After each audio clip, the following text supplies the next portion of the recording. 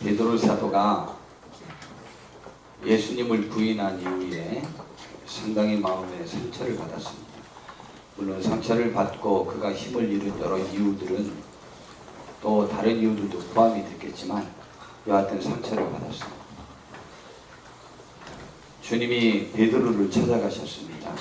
그래서 그를 위로해 줬습니다. 큰 위로받은 내용 중에 하나가 베드로는 예수님을 위해서 진심으로 죽고 싶었습니다. 그랬는데 그 누구보다도 강한 약속을 했어요. 다른 사람은 주님을 다 버릴지라도 나는 감옥에라도 혹은 죽는 데까지라도 갈 각오가 되어 있다.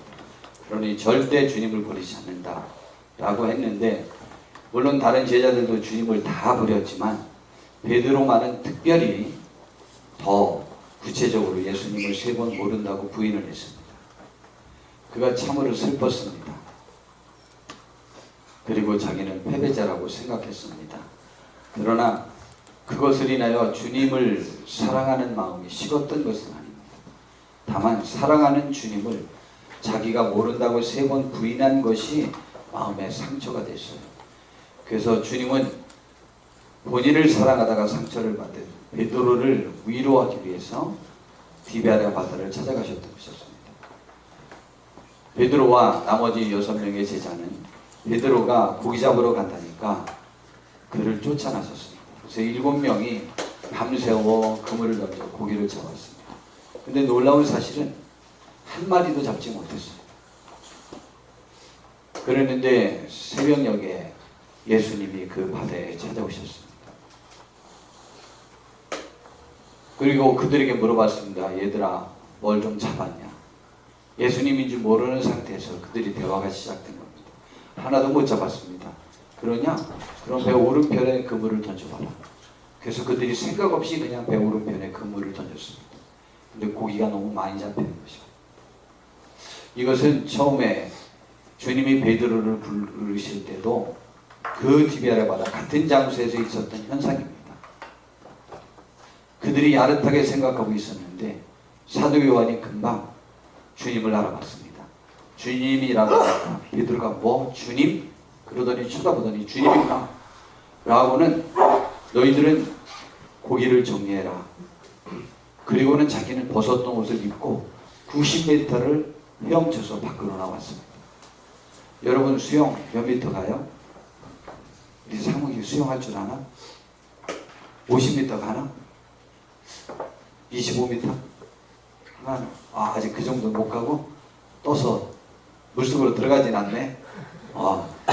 그럼 됐습니다. 저도 그 정도입니다. 25m 지금 하고 나면은 한번 누워야 됩니다. 기절하기 직전까지 가면.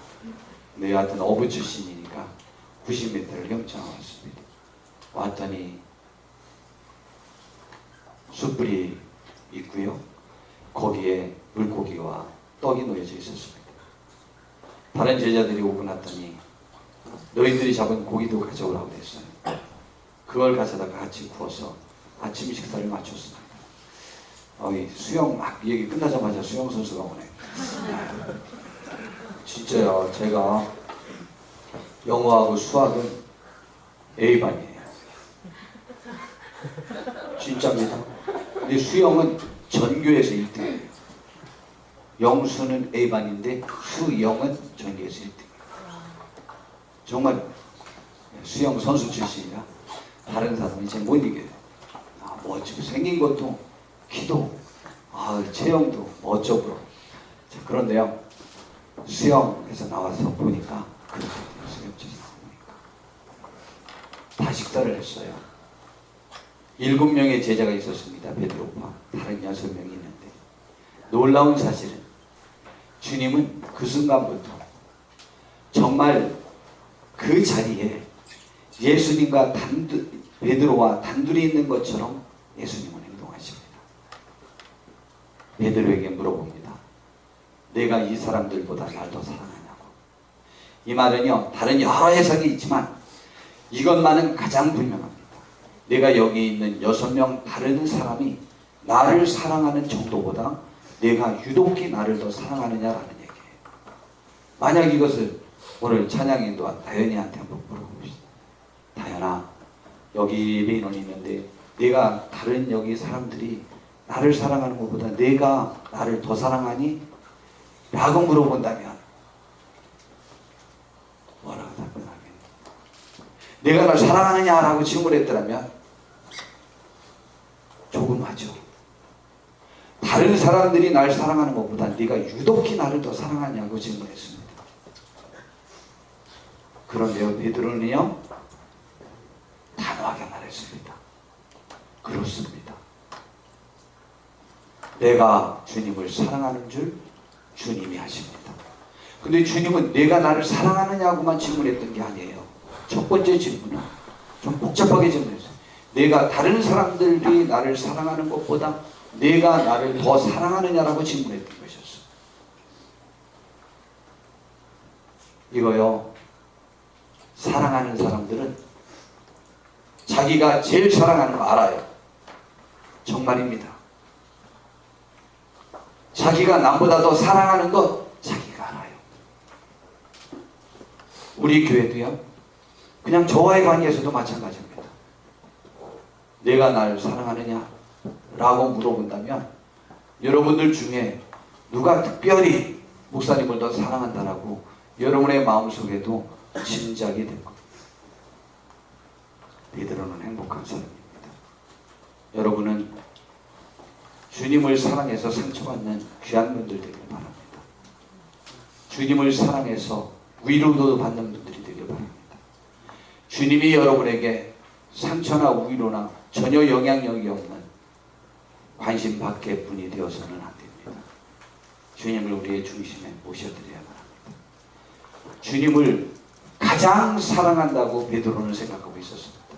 베드로 편에서는 이 세상에 나보다 예수님을 더 사랑하는 사람이 있을까라고 생각했어요. 그 제자들 중에 제일 사랑하면 제일 사랑하는 거죠. 그런데 주님도 그것을 아셨던 것입니다. 내 어린 양을 먹여달라고 부탁을 했어요. 두 번째 질문은 그렇게 질문하지 않았습니다. 그냥 내가 나를 사랑하느냐고 질문했습니다. 그때도 베드로는 말했습니다. 그렇습니다. 세 번째 또 질문했어요. 내가 나를 사랑하느냐? 그 질문에도 그렇습니다 라고 답변했어요. 다만 세 번째에는 세 번씩이나 물으시니까 아주 염려했고, 그렇습니다 주님. 주님이 나의 모든 것을 아시오매 내가 주님을 사랑하는 줄 주님은 아십니다. 멋있죠? 우리도 이런 고백했으면 좋겠는데요. 사실은 이 설교하는 저도 거기에 답변할 수 없어요. 진짜예요. 이것이 아파요. 정말 주님을 제일 사랑한다라고 고백할 수 있는 것은 정말 이 세상의 제일의 행복자요. 이와 같은 그 베드로에게 주님이 그랬더니 내가 젊어서는 네가 원하는 곳으로 갈 수 있겠지만 늙어서는 네가 원하지 않는 곳으로 사람들이 데려갈 것이고 네가 두 팔을 벌리고 원하지 않는 곳으로 너를 데려가리라. 사도 요한이 그 다음에 그 말을 해석을 했습니다. 이것은 베드로가 어떠한 죽음으로 하나님께 영광을 돌릴 것인지에 관하여 말씀하신 것이라고 했습니다. 지난주에도 말했지만은 어떻게 죽는 것이 하나님께 영광이에요. 사도 요한이 볼 때도 베드로가 죽는 것이 하나님께 영광이고, 베드로가 살아날 수 있는 것은 베드로가 죽는다고 예언해줘야 베드로가 살아날 수 있을 것이라고 주님은 너무 잘하셨던 거예요. 왜냐하면 베드로는 바로 부인하는 그날 밤에, 부인하기 전날 몇 시간 전에 많은 사람들이 나를 버리고 도망갈 것이다 라고 했을 때 베드로는 다른 사람이 다 버릴지라도 나는 주님과 함께 감옥에라도 혹은 죽는 데까지라도 갈지라도 어떠한 경우에라도 주님을 배반하지 않겠습니다 라고 했어요. 그러나 주님은 말씀하셨거든요. 내가 오늘 밤에 나를 3번이나 닭이 울기 전에 부인할 것이다. 그랬는데 정말 베드로가 주님을 부인했던 것은 아니지만 세 번 모른다고 부인했어요. 그때 베드로와 예수님이 눈이 마주쳤어요. 닭이 탁 우는 순간 그의 세 번째 말이 채 끝나기 전에 닭이 울었는데, 닭이 울자 베드로는 반사적으로 주님을 쳐다봤어요. 주님도 그때 베드로를 쳐다보고 있었어요. 저는 그때 주님이 베드로를 티끌만큼도 무시하지 않았을 것이라고 생각해요. 자기를 사랑하여 남들은 다 도망갔지만 자기의 안위가 걱정되어서 끝까지라도 쫓아왔던 그가 어쩌다가 세 번 부인하게 됐지만, 그거로 인하여 받을 상처를 생각하면서 예수님께서는 안타까운 눈으로 또 고맙다는 그 눈빛으로 그 상처를 좀 더 이겨내라는 그러한 마음으로 베드로를 쳐다봤을 거예요.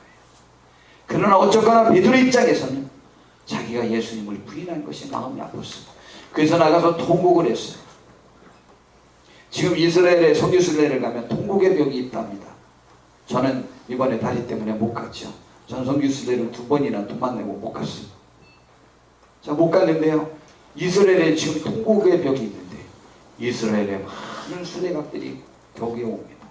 그러나 그 통곡의 벽은 베드로가 통곡했던 통곡의 벽이 아니고, 이스라엘 나라가 빼앗겼을 때 우리나라를 회복해달라고 하나님 앞에 그들이 통곡하면서 우는 그 벽이 통곡의 벽이에요. 기독교와는 조금 다른 거죠. 베드로가 상처받았어요. 그런데 베드로에게 그 질문을 한 거예요. 그리고 이제는 죽을 거라는 거예요. 나를 위해서 죽을 수 있을 거라는 거예요. 베드로가 상처받은 것은요, 주님을 위해서 죽고 싶었는데 못 죽어서예요. 그런데 죽을 거라고, 그 전에 바로 며칠 전에, 한 10여일 전에는 내가 나를 부인할 것이라고, 자기는 죽을 것이라고 나보다 더 큰 사랑을 고백했는데, 더 큰 맹세를 말했는데 그렇지 못하고 결국은 죽을 것이라고 주님이 말씀하신 대로, 부인할 것이라고 말씀하신 대로 부인하게 됐는데, 이제는 죽을 것이라고 하니까, 그리고 예수님은 베드로에게 그분의 양떼들을 맡기면서 처음 부르셨을 때 그 사명을 그대로 또다시 부탁하셨던 거예요. 베드로가요, 완벽히 살아났어요. 완벽히 회복이 됐습니다. 용기를 회복했어요. 기쁨을 회복했어요. 주님과 깊은 관계가 다시 회복이 됐습니다. 그런데 그때 그가 이 말을 하고 있는데, 돌이켜보니까 20절에 보니까 예수께서 사랑하시는 그 제자가 따르는 것을 봤다고 그랬어요. 아니, 성경에 마태복음도 있고 마가복음도 있고 누가복음도 있고, 그런데요, 이 세 개 복음서에 사도 요한을 예수님이 제일 사랑했다라는 내용이 한 번도 기록이 되어 있지 않아요. 근데 사도 요한은 이상하죠? 한번 우리 선생님들이 생각해보고, 우리 선생님들 신기하지 않아요? 왜? 자기가 쓴 글에 예수님이 자기를 제일 사랑했다고 써놓는 거야. 아이고, 진짜 속보요. 그렇게 써놨어요. 근데 사도 요한이 요한복음을 쓸 때는 제자들이 다 죽어버려서 이제 항의를 제기할 사람도 없어. 그걸 알고 제일 마지막에 썼나 봐. 계획적이야. 아주 사람은 은간살짝 자기 자랑한다니까. 근데 그 사랑하시는 그 제자가 따르는 것을 보니, 그는 만찬석에서 바로 예수님이 마지막 식사하셨던 그 자리에서 예수님이 오늘 이 자리에 있는 사람 중에 한 사람이 나를 배신하여 팔 것이라는 말을 했어요. 그러자 그때 베드로가 눈치채서 물어봐. 누구한테 물어보라고 그랬을까요? 사도 요한에게. 그랬더니 사도 요한이 예수의 품에 의지하여 주님을 파는 자가 누구오니까 묻던 자가 예수님이 사랑했던 사도 요한이래요. 참 신기하죠. 그렇게 했는데 그 요한이 오는 것을 보고, 야, 동건아, 너 이번에 회장이 누가 될 것 같니? 라고 물어보면 뭐라고 말할까? 그런데 남이 관심이 있는 거예요. 다현이가 나를 제치고 회장이 될까? 이게 사실은 조금 궁금한 궁금하긴 합니다. 궁금하지 않겠어요? 우리 어느 때 회장 안 되고 싶은 마음이 있으면서도 누가 될까는 궁금하고, 내가 될 것 같은 생각이 들면서도 누가 될까 궁금한 때가 있어요. 그런데 이 사도 요한이 쫓아오니까 예수님께 물어봤어요. 주님, 그렇다면 나는 십자가 지고 순교한다, 죽는다고 예언하셨는데, 그렇다면 이 사람은 어떻게 되겠습니까? 라고 이렇게 21절에 물어봅니다. 그랬더니요, 이 질문이 경쟁하는 의미로 물어봤을까? 질투하는 의미로 물어봤을까?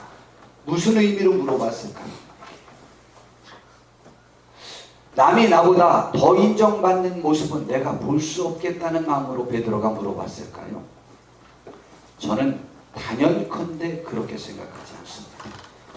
왜냐면요, 베드로는 이제 그의 위축됐던 마음이 회복됐던 것입니다. 이제 살아난 거예요. 본래의 베드로로 돌아왔던 거예요.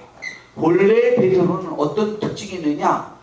나설 때 안 나설 때 모든 호기심이 발동이 되어져서 매번마다 나섰던 사람이에요.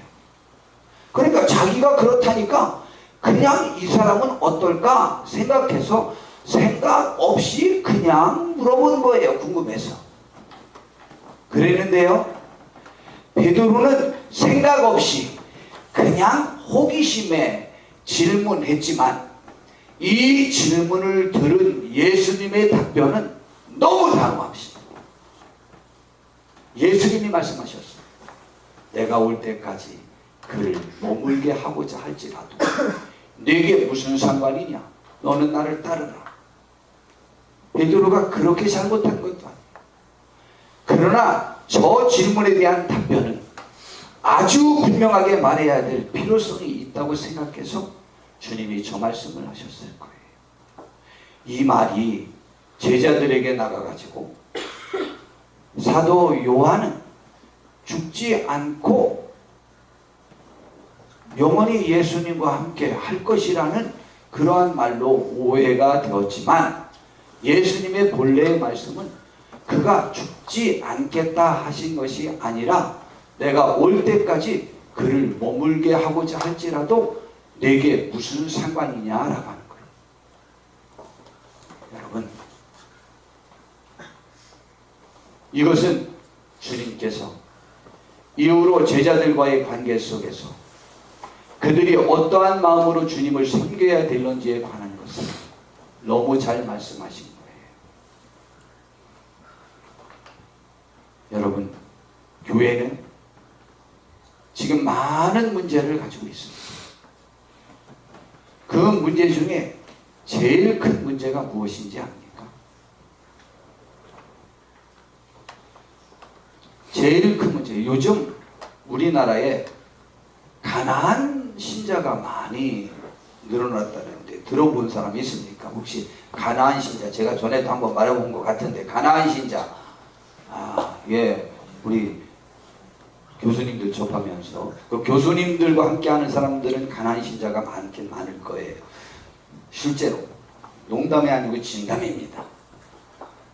자, 그런데 그 교수님, 거기 교수님들은 아니고, 자, 그런데요, 가난한 신자가 뭐냐면 현재 본인이 참석하는 교회에서 상처받은 사람들이 어떤 교회를 또다시 정한다는 것은 이제 두려워서 그냥 자기 혼자 신앙을 지키겠다고 다짐하는 그러한 성도예요. 왜 가나안이라는 말이 붙었느냐? 가나안을 이스라엘 백성들이 40년 동안 정착할 곳을 찾아서 돌아다녔어요. 그러니까 가나안을 향하여 가는 성도들처럼 교회를 정하지 못한 성도를 갖다 가나안 신자라고 말합니다. 그런데 그들에 대하여 그들이 왜 교회에서 상처를 받았느냐 라고 할 때 첫 번째 이유가 뭐라고 나왔냐면, 그들 인원이 190만 명이나 된답니다. 통계에 의하면 190만 명이면 우리나라 기독교인이 지금 800만이라고 그래요. 그러면은요 약 4분의 1, 약 4분의 1이 가나안 성도예요. 우리 대한민국의 통계에 잡힌 기독교인 중에 약 4분의 1. 이건 엄청 손실이고 불행입니다.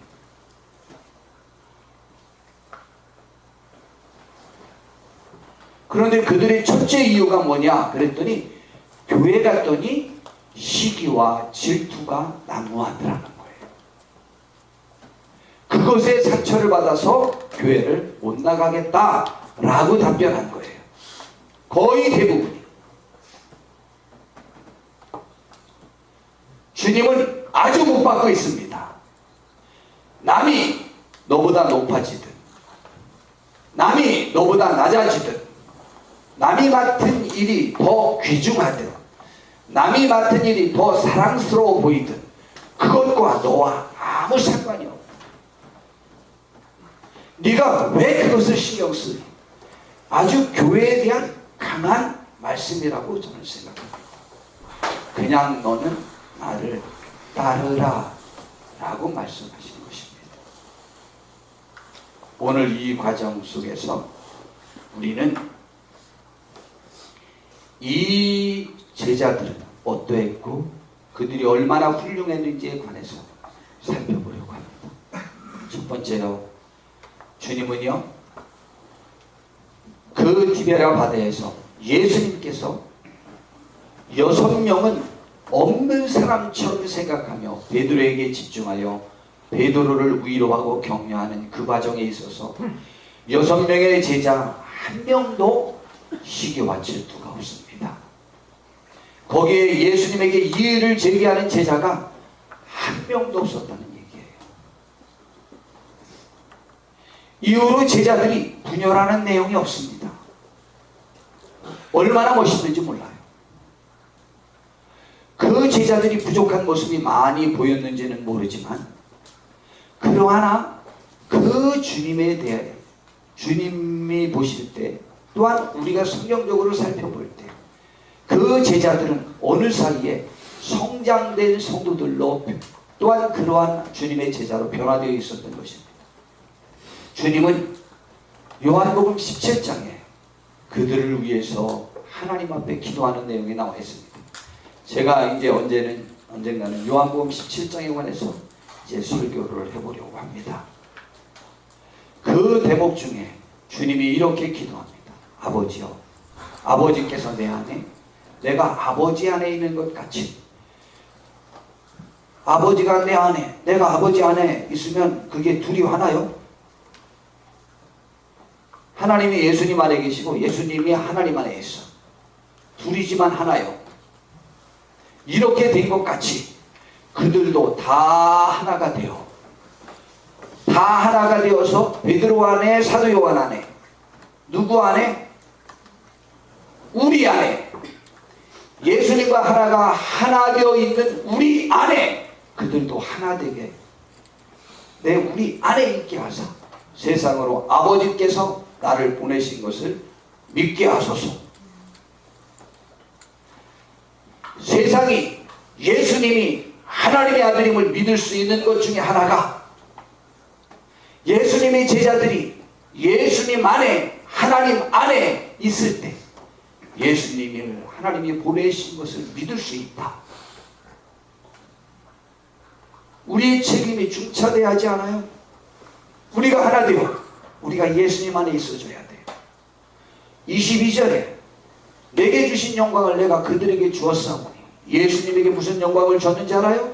세상을 대표해서 죽을 수 있는 영광, 그로 인하여 하나님 우편에 앉을 수 있는 영광을 줬어요. 이는 우리가 하나 된 것 같이 하나님과 예수님이 하나 된 것 같이 그들도 하나 되게 하려 함이니이다. 예수님이 이 세상에 오신 목적 중에 하나가 그들이 하나 되어서 하나님과 예수님과 하나 되게 하려고 그들이 하나 되어야 된다는 거예요.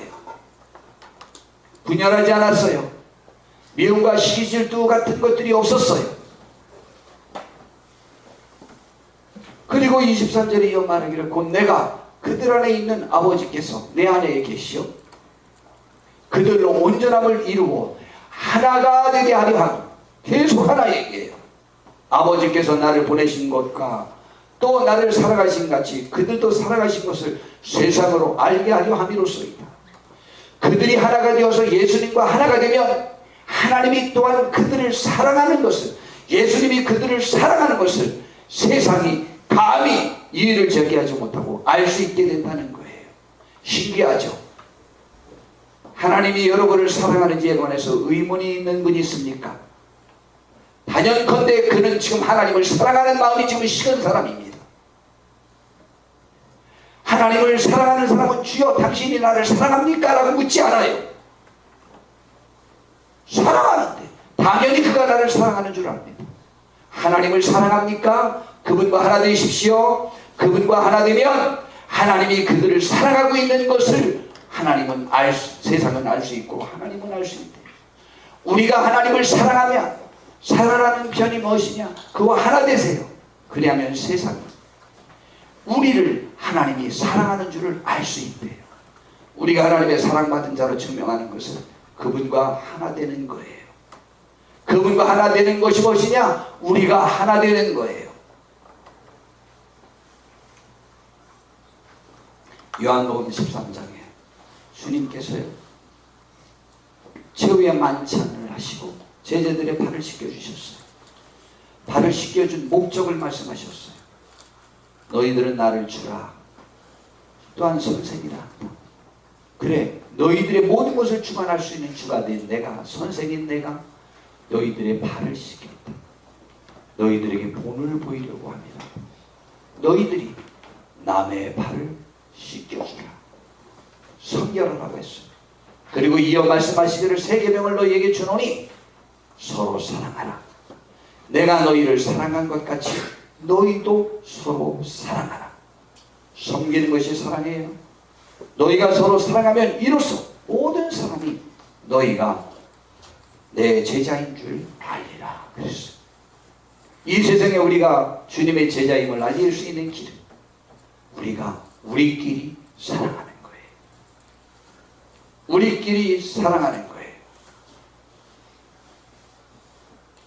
주님의 제자, 주님과 하나됨의 모습은 우리가 사랑하고 우리가 하나 될 때. 또한 요한 1서에서도 말합니다. 사랑하는 자들아 우리가 서로 사랑하자. 사랑은 하나님께 속한 것이니 사랑하는 자마다 하나님께로부터 나서 하나님을 알고 사랑하지 아니하는 자는 하나님을 알지 못하나니 하나님은 사랑이라니.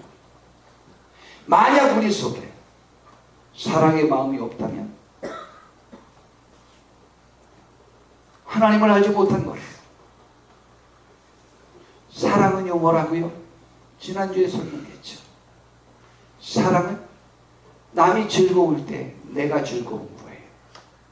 사랑은 남이 울 때 내가 같이 울어주고 싶은 거예요. 사랑은 남이 잘 될 때 더 잘 되길 응원하고 싶은 거고, 사랑은 남이 안 될 때 재기하길 바라는 것이 사랑이에요.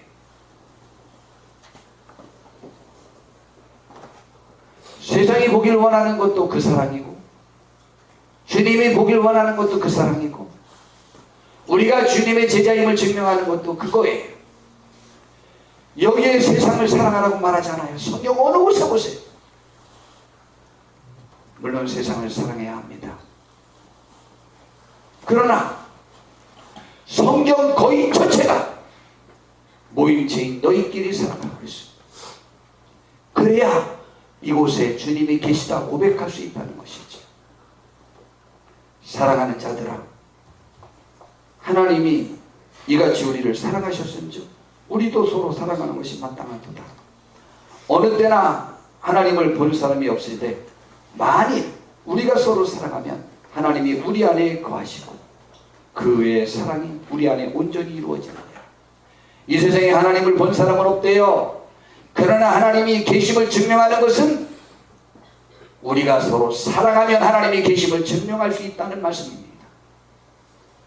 여러분, 우리는 하나님이 계심을 증명하는데 우리가 쓰임받아야 돼요. 그 증명하는 가장 좋은 방법이 우리가 서로 사랑하는 거예요. 제가 성경의 불가사의라고 생각하는 것이 있다고 그랬죠. 이것도 저의 정서예요. 다른 분들은 성경의 불가사의가 우선 첫 번째 천지창조, 그리고 술꾼과 간음 많이 한 남자들은 예수님의 동정녀 탄생, 이게 첫 번째고, 그냥 보편타당한 이성이 있는 사람이라면 하나님이 천지를 창조하셨다는 게 첫 번째고, 그 다음에 매일 간음하고 술 마시고 이러는 사람들은 제일 안 믿어지는 것이 어떻게 처녀가 아기를 낳느냐는 거예요. 꼭 자기 수준에 생각해요. 우리 교회는 두 번째 게 제일 의문이지 않기를 바랍니다. 제가 이거 농담으로 하는 거 아니에요. 진담으로 하는 거예요. 이상해요. 그런 사람들은 꼭 두 번째가 제일 믿어지잖아요. 희한해. 처녀가 임신하는 게 더 어려워요. 세계를, 우주를 만들었다는 게 더 터무니없는 얘기요. 세계를 만든 사람이 글쎄 처녀에게 임신하게 못해요. 죽은 사람도 살리는 분인데. 생각이 음란해서 그래요. 삶이 음란해서 그래요. 그래서 실문도 함부로 하지 마세요. 여러분의 마음을 드러내니까 조심해서 잘 생각해서 본심을 질문하세요.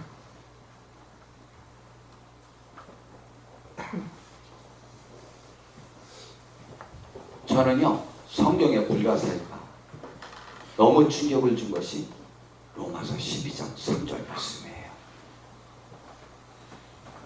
로마서는 어떤 책이냐면요, 로마서가 기록될 당시 바울 사도가 기록했는데 로마가 세계 제1의 강대국이었어요. 세계 역사상 가장 오랫동안 세계를 제패한 나라가 로마예요. 근데 바울 사도가요, 로마에 가서 복음을 전하면 로마가 정복되면 세계가 정복될 것이라고 생각했어요. 그래서 로마에 가서 복음을 전하려고 수없이 약속도 하고 간다고도 하고 가려고 계획했는데 그것이 이상스럽게 안 되는 거예요. 그래갖고 자기가 가기 전에 먼저 로마의 기독교가 무엇인지 소개할 필요성이 있겠다. 그리하면 본인이 가서 복음을 전할 때 더 효과적이겠다고 생각해서 기독교가 무엇인지에 관하여 가장 완벽하게 집대성한 것이 로마서예요. 바울 사도는 13권의 성경 혹은 14권의 성경을 쓴 사람이에요. 그런데요, 그 중에 로마서에 가장 심혈을 기울여서 로마서에서는 완벽하게 기독교가 무엇인지를 가장 잘 설명해 놓은 것이에요. 그런데 그 로마서가 1절부터 11절까지가 교리편이에요. 어떻게 해서 구원받고 하나님이 어떤 사랑을 베푸셨는지에 관한 이야기예요. 근데 12장부터 16장까지가 실천편이에요. 그러면 예수님을 믿는 기독교인은, 신앙인은 어떻게 살아야 되는가에 관한 이야기가 12장부터 시작되는데 12장 중에 1절에서 2절은 강령과 같은 곳이에요. 3절이 직접적인 행동을 콕 집어서 처음 말한 거예요. 그 처음 말한 것이 무엇이냐? 로마 교회에 준 편지예요. 로마 교회에 준 편지지만 이 편지가 황제에게도 들어가고 로마 다른 시민들에게도 들어가길 원하는 마음으로 쓴 거예요. 먼저 로마에 있는 기독 성도들이 받아본 거예요. 그들에게 말하는데 첫 마디가 내게 주신 은혜로 말미암아 너희 각 사람에게 말하노니 하나님이 바울 사도에게 무슨 은혜를 주셨냐면요, 사도의 권위를 주셨어요. 사도는 어떤 영향력이 있느냐면요, 사도가 쓴 기록이 성경이 됐어요. 이 말은 사도가 한 말을 하나님의 권위와 같다고 하나님이 인정해 주신 그 은혜를 받은 권위를 가지고 내가 너희에게 말한다는 거예요. 이 말은 뭐예요? 나의 말은 하나님의 말이다 라는 거예요. 말하니 첫 번째가 마땅히 생각할 그 이상의 생각을 품지 말고. 아니 이게 무슨 말이에요? 야야야 싸우지마, 야야 자지마, 야 일어나야 돼, 깨야 돼. 이러면 남이 이 말 듣고 뭘 생각하겠어요? 아 자나보다, 아 싸우나보다, 이거 생각했어요. 안 그렇겠어요? 근데 기록된 곳에 마땅히 생각할 그 이상의 생각을 품지 말고, 교회에 준 행동 강령의 첫 일성이 교회에 갔더니 서로 지가 잘났다고 하는 사람들은 그득 차 있더라. 그래서 시기, 질투, 미움 같은 것들로 매번 싸우고 교회가 그것 때문에 분열하고 풍지박산이 나더라. 교회를 제일 많이 개척하고 교회를 직접적으로 제일 많이 담당해왔던 바울 사도 편에서 제일 속에서 불타오르는 안타까움이 그냥 첫 번째 나온 말이 저거예요. 세계를 지배하는 로마 황제와 세계 최고 1등 시민들이라고 자부하는 로마 시민들이 볼 그 성경의 첫 번째가 저거예요. 로마 교회가 세계를 정복할 수 있는 전진기지로 변화될 수 있는 첫 번째가 저거예요. 마땅히 생각할 그 이상의 생각을 품지 말고 오직 하나님께서 각 사람에게 나누어 주신 믿음의 분량대로 지혜롭게 생각하라.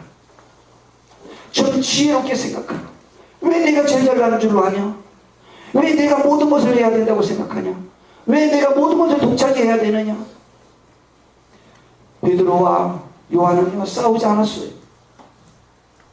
사도 요한은 예수님께로부터 제일 사랑을 누가 받았대요? 자기가 받았대요.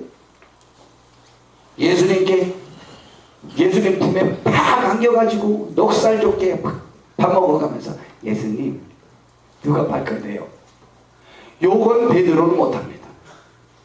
이건 누구가 하는 거예요? 사도 요한이요. 그럴 때 끝나고 난 다음에 너 이리 와봐. 넌 뭔데 예수님 품에 네가 안겨? 나 기분 나빠. 네가 예수님이 너 좀 사랑한다고 우리 앞에서 함부로 먹는데 너 그랬다가 이빨 뽑아버린다. 한 번도 한 적 없어. 또한 뭐 묵직한 큰일을 다 베드로가 놔둬서 다 독차지할 때 사도 요한이 형님 좀 나이가 많거든요. 좀 너무하지 않아요? 뭐든지 예수님과 베드로 당신께서 하면은 나 기분 나빠요. 성경에 아무도 말하지 않았어요. 이들이요 못 배운 사람 같아요. 부족한 사람들 같아요. 이따 저녁에 주님이 사용하는 사람에 관해서 제가 설교하려고 하는데 아무도 이유를 제기하지 않아요. 그들이 이미 성장되었어요. 충분히 이제 교회를 맡아서 그들이 담당할 수 있는 힘이 생겼어요. 마땅히 생각할 그 이상의 생각을 품지 말고 오직 하나님께서 각 사람에게 나누어 주신 믿음의 분량대로 지혜롭게 좀 생각하라. 이것이 첫 번째. 저는 이것이 성경의 불가사의예요. 교회 갔더니 사람 같지 않은 것들이 모여 있으면서 지들끼리 싸우면서 지들끼리 서로 장난하고 질투하고 싸우고 남이 좀 사랑받으면 시기하고 남이 좀 어떻게 되면 무시하고 그런 것들로 가득 차 있대요. 행동강령의 첫 번째예요. 가나안 신자의 지금 190만 명이라는데 약 4분의 1의 인원이 가나안 신자에 교회 안 나가고 있어요. 그리고 교회를 정지하고 있어요. 왜 제가 성경의 불가사의라고 하는지 알아요? 그 교회를 위하여 그 교회를 향하여 주님은 자신의 몸된 교회라고 했고 하나님은 자신의 몸된 교회를 위하여 자기 자신을 주셨답니다. 그게 불가사의요. 한국교회 기독신자라고 하는 사람들 중에도 4분의 1이 저런 것들은 사람도 아니야 하고 떠나는데 사람도 아니라고 하고 떠난 그 교회를 위해서 예수님은 지금도 몸을 주실 충분한 의지가 있으셔요. 이 교회 때문에 지금도 오시고 이 교회 때문에 십자가 지신 거예요. 그 교회 중에 일원이 저예요. 그것이 불가사의예요. 저는 성경의 제일 불가사의가 나를 감격하게 만들고 저를 눈물 짓게 만드는 것이 바로 저런 내용이에요. 충분히 용납할 수 없는 그것을 충분히 사랑할 가치가 있는 대상이라고 생각하다니 불가사의 아니요. 우리 속에서는 이것이 이루어질 수 없잖아요. 이런 모습을 볼 때 우리가 상처받고 그러한 상처를 준 교회를 정지하며 떠나고 하나님의 교회가 아니라고 말하기 시작합니다. 그러나 그들은, 저는 그들이 더 나쁜 사람이냐 꼭 이 말하려고 하는 것은 결코 그들이 더 위대한 하나님의 사람은 아니에요.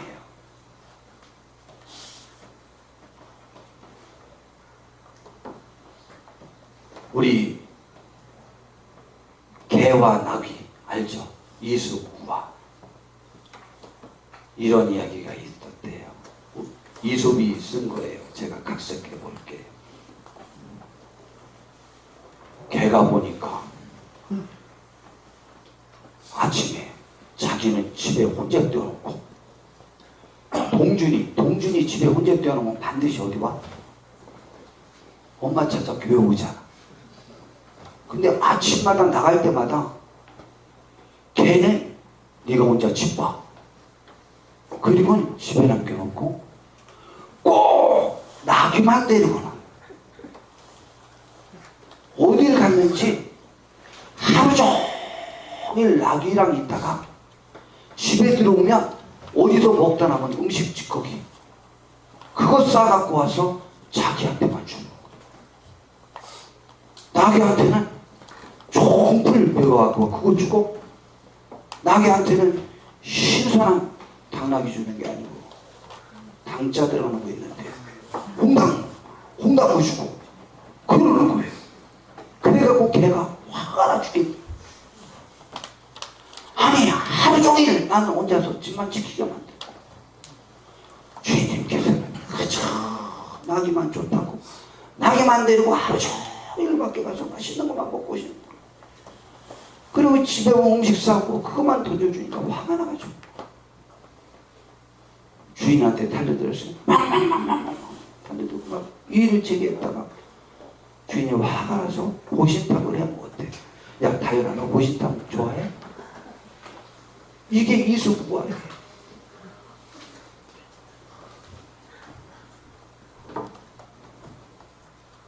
아니 나귀가 하루 종일 주인하고 가서 외출하고 뭐 들도 돌아보고 이것도 돌아보고, 주인은 그냥 나귀만 뭐든지 다 사랑해가지고 나귀만 일 잘한다고 나귀랑만 만나. 야 나귀야 날마다 나귀야 그럴 때 충분히 걔가 질투하지 않겠어요? 그러나 그거 가지고 화가 난다고 만약 당나귀를 물어버리면 어떻게 되겠어요? 당장 걔 없어버립니다. 각색한 거고요. 이솝은 이렇게 말했어요. 개와 당나귀가 있었는데 당나귀가 보니까 화가 났어요. 자기는 하루 종일 나가서 주인과 일하고만 왔는데 걔는 집에서 하루 종일 자유롭게 뛰놀다가 주인은 밖에 가서 음식을 먹고 오면 꼭 음식 찌꺼기를 싸갖고 와서는 걔한테만 줘. 음식 찌꺼기 당나귀에게 주면 좋아할까? 별로 안 좋아해요. 당나귀 못 먹는 건데 그것도 모르고 걔한테만 주고, 또 걔가 와서 막 멍멍멍멍멍 그러니까 너무 좋아서 걔랑 논다 이 말이죠. 그래가지고 나는 어떻게 하면 주인에게 사랑을 받을 수 있을까 생각했어요. 그래서 어떻게 했지 다현아? 그래서 자기도 사랑받는 것을 배웠어요. 걔한테. 나도 한번 개처럼 해봐야 되겠다. 그래가지고 주인에게 앞발을 들고 행 하면서 대들었어. 그러면서 방 안까지 쫓아갔다가 이게 개처럼 잘 안 돼가지고 그냥 집안 살림을 다 부시려고 그랬어요. 그러다가 살림 다 부셨을 때까지는 참았는데 주인의 발등을 딱 밟고 나니까 그냥 후려치어서 때려가지고 내쫓고 그냥 마구간에 가서 묶어놓아버리고 말았어요. 여러분,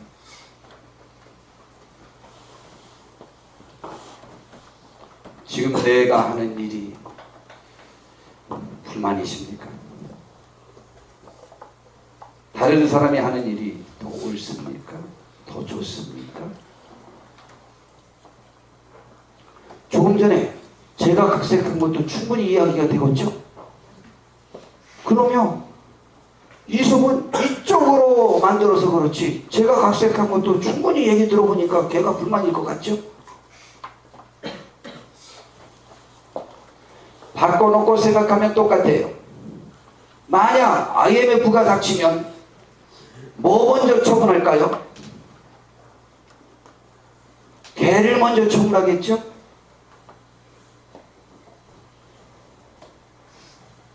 그러나 다 있어야 돼요. 지혜롭게 생각하세요. 주님은 베드로가 그냥 호기심으로 한번 질문했지만 호기심으로 질문한 그 질문을 그냥 넘길 수 없다고 판단하셨던 거예요. 그래서 아주 단호하게 말씀하신 것입니다.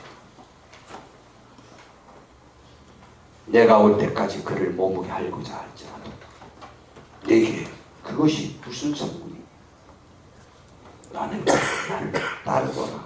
베드로야, 이제 헛된 호기심 발휘하지 마라.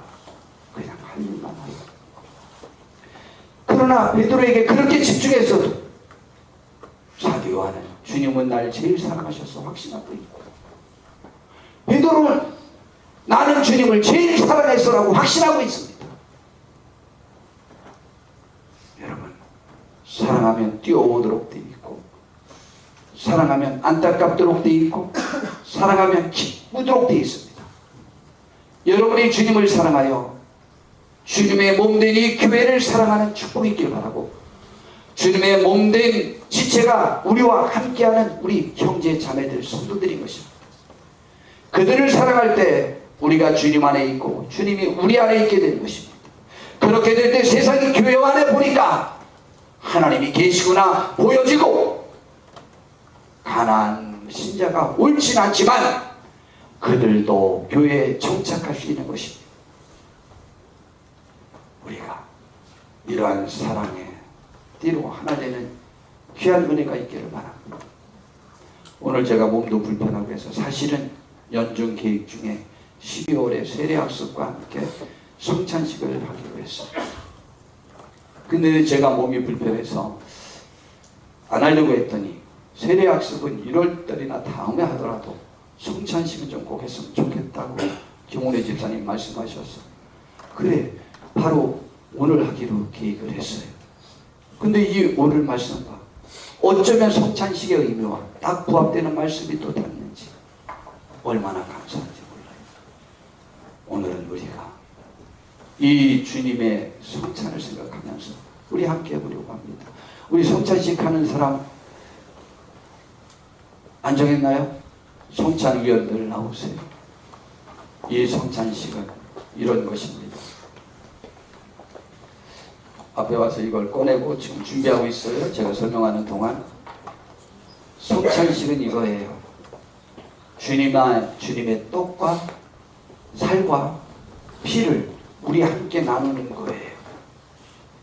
살과 피를 나누는데 하나로 우리가 하나 되어서 그 살과 피를 마시면서 주님이 오심을 세상 끝날까지 용기를 가지고 전하고자 이 성찬식을 하는 거예요. 우리 모두 하나 되고자 하는 마음으로 하는 거예요. 반주는 안 정해졌나? 반주 사랑합니다 나의 예수님. 반주 와서 pitbt 사랑합니다 나의 예수님.